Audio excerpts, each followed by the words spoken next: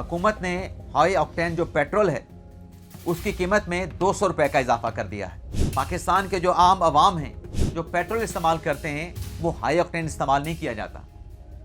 High octane petrol को इशराफिया इस्तेमाल करता है, सरकारी गाड़ियों में इस्तेमाल किया जाता है। जो खान साहब के इस ट्रीटमेंट में प्रोसीजर में जो मेडिकल प्रोटोकॉल दरकार थे उन तमाम प्रोटोकॉल को फॉलो किया गया। नाज़रीन, एक मुख्तसर लेकिन बड़ी ख़बर से अपने इस प्रोग्राम का आगाज़ करेंगे। ख़बर नाज़रीन ये है कि हुकूमत ने एक मुश्किल फ़ैसला किया है और वो मुश्किल फ़ैसला जो हुकूमत ले चुकी है उस फ़ैसले ने आने वाले दिनों में ख़तरे की घंटी बजा दी है। इमरान खान के साथ अडयाला जेल में क्या हुआ, इस खबर की डिटेल और इसके अलावा जो दीगर अहम डेवलपमेंट्स हैं उनकी तफसीलात से भी आप नाज़रीन को आगाह करेंगे। लेकिन व्लॉग का आगाज़ करने से पहले आपसे दरख्वास्त करेंगे कि चैनल को सब्सक्राइब कर लें, बेल आइकॉन का बटन प्रेस करें। वीडियो पसंद आए तो इसे लाइक और शेयर ज़रूर कीजिएगा। नाज़रीन, आज़ाद डिजिटल के साथ मैं हूँ इमरान वसीम। नाज़रीन, आज का दिन पाकिस्तान के अवाम के लिए एक बड़ा दिन है।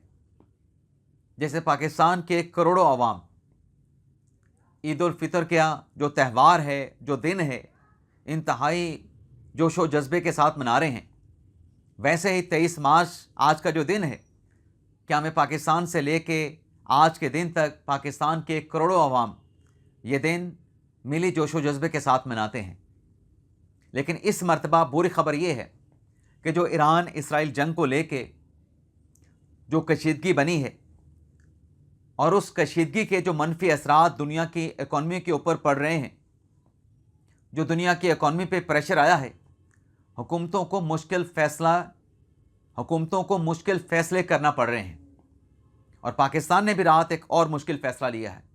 पहले तो 55 रुपये पेट्रोल की कीमत में इजाफ़ा किया गया, डीज़ल की कीमत में इजाफ़ा किया गया, लेकिन रात हुकूमत पाकिस्तान ने जो इस जंगी क्राइसिस की वजह से, कशीदगी की वजह से जो इकॉनमी के ऊपर एक दबाव महसूस किया जा रहा था, हुकूमत ने हाई ऑक्टेन जो पेट्रोल है उसकी कीमत में 200 रुपये का इजाफ़ा कर दिया है।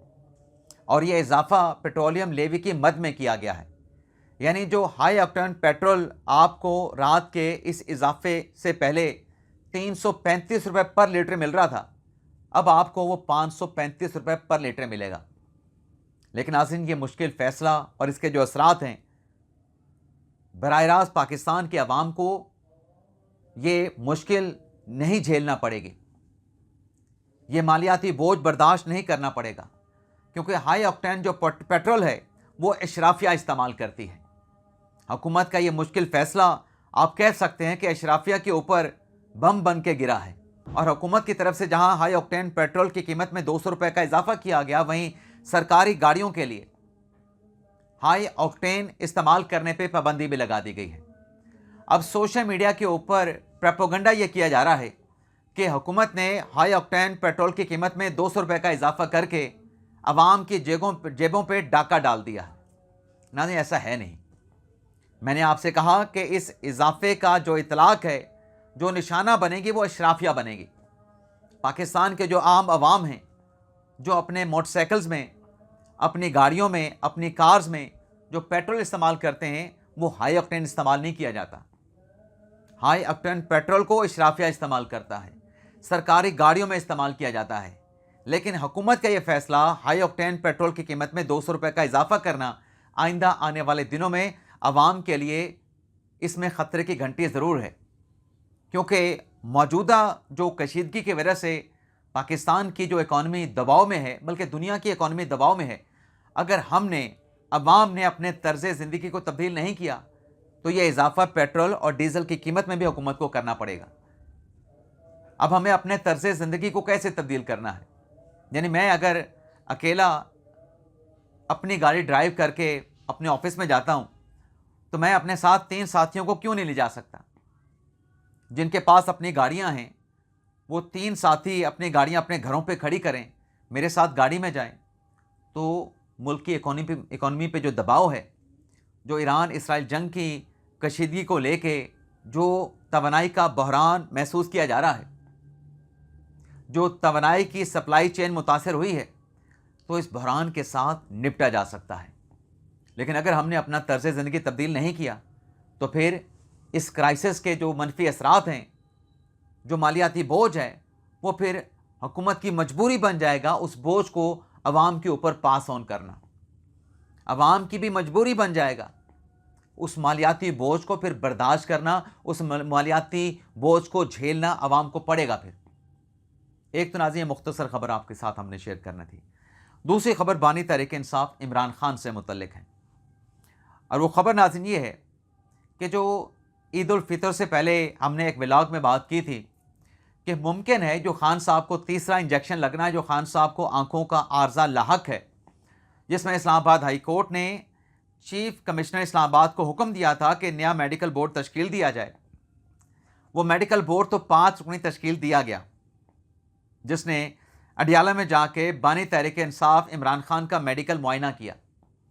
اب خان صاحب کا میڈیکل ایگزامینیشن کرنے کے بعد اس ڈاکٹرز کے بورڈ نے جو رپورٹ پرپوز کی چیف کمشنر اسلام آباد کو، اس میں یہ کہا گیا کہ عمران خان صاحب کو جو آنکھوں کا عارضہ لاحق ہے، جس کے 2 ٹریٹمنٹ پیمز میں آلریڈی خان صاحب کے کیے جا چکے ہیں.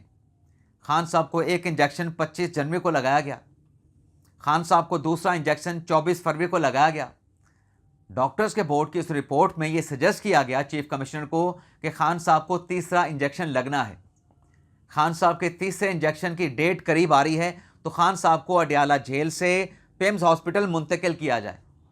پہلے تو 2 ڈاکٹرز تھے نا، ندیم قریشی صاحب تھے، عارف خان صاحب تھے، اب اس میں 5 ڈاکٹرز تھے. 5 ڈاکٹروں نے رپورٹ پیش کی کہ خان صاحب کو پیمز میں لا کے ان کو تیسرا انجیکشن لگایا جائے. تو خان صاحب کو رات اڈیالہ سے پیمز ہاسپٹل لایا گیا، خان صاحب کی کنسنٹ کے ساتھ ان کی رضامندی لے کے تیسرا انجیکشن ان کو لگایا گیا. اور جو خان صاحب کے اس ٹریٹمنٹ میں پروسیجر میں جو میڈیکل پروٹوکول درکار تھے، ان تمام پروٹوکول کو فالو کیا گیا، ان تمام پروٹوکول کی پاسداری کی گئی، اور پیمز ڈاکٹر کی انتظامیہ کی طرف سے خان صاحب کے پروسیجر پر اطمینان کا اظہار کیا گیا، خان صاحب کے پروسیجر کو تسلی بخش قرار دیا گیا. اور خان صاحب کو اڈیالہ سے پیمز ہاسپٹل ان کی جو اہلیہ ہیں بشرا بی بی صاحبہ، ان کو آگاہ کر کے شفٹ کیا گیا. اور اس کے بعد جب خان صاحب کا ٹریٹمنٹ مکمل ہوا، خان صاحب کو دوبارہ جو ہے وہ پیمز سے ان کے سیل اڈیالہ جیل منتقل کر دیا گیا ہے. تو جو ہم نے بات کی تھی کہ غالب امکان ہے کہ عید کی تعطیلات کے دوران خان صاحب کا جو تیسرا انجیکشن ڈیو ہو چکا ہے، خان صاحب کو ان عید کی تعطیلات کے دوران یہ انجیکشن کی جو تیسری ڈوز ہے وہ خان صاحب کو دے دی جائے گی. تو ایگزیکٹلی وہی ہوا ہے جو ہم عید الفطر سے پہلے اندازہ لگا رہے تھے. اب اس میں پاکستان تحریک انصاف کے لوگ، ظاہر سی بات ہے، ابھی چند گھنٹے ہوئے ہیں، وہ اعتراض کریں گے کہ ہمیں آگاہ نہیں کیا گیا، فلاں کو آگاہ نہیں کیا گیا، خان صاحب کی بہنوں کو آگاہ نہیں کیا گیا، بیرسٹر گوہر کو آگاہ نہیں کیا گیا.